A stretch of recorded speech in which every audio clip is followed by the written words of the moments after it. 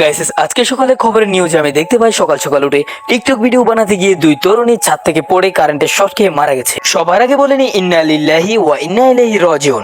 আমি তো জানি না ওরা মারা গেছে নাকি এখনো বেঁচে আছে, তারপরেও আল্লাহ পাক রব্বুল আলামিন বলেছে কারো বিপদ দেখলে তোমরা সর্বপ্রথম ইন্না লিল্লাহি ওয়া ইন্না ইলাইহি রাজিউন এটা পড়বে। গাইস পড়া শেষ, এবার চলো ভিডিওর মূল টপিকে।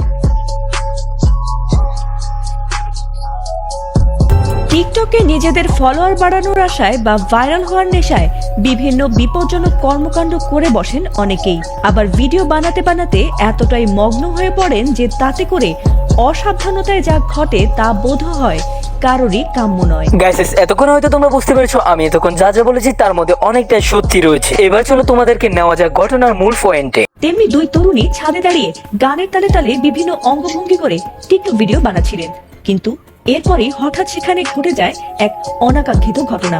আর সেই ঘটনার মর্মান্তিক ভিডিও এবার ছড়িয়ে পড়েছে সামাজিক মাধ্যমগুলোতে। গাইস ইতিমধ্যে তোমরা তো দেখতেই পেলে কি একটা বিপজ্জনক ঘটনা। সত্যি বলতে আমি এখনো জানি না ওদের দুজনের বাড়ি কোথায়। তোমরা যদি কেউ জেনে থাকো তাহলে কমেন্ট বক্সে কমেন্ট করে জানাতে পারো। গাইস আজকের ভিডিও মূলত এতটুকুই। এটা যেহেতু সতর্কবার্তা একটা ভিডিও, তাই এতে রোস্টিং করার কোনো প্রয়োজন নেই। সো আবার পরবর্তী রোস্টিং ভিডিওতে দেখা হবে। সো ততক্ষণ তোমরা সকলে ভালো থেকো।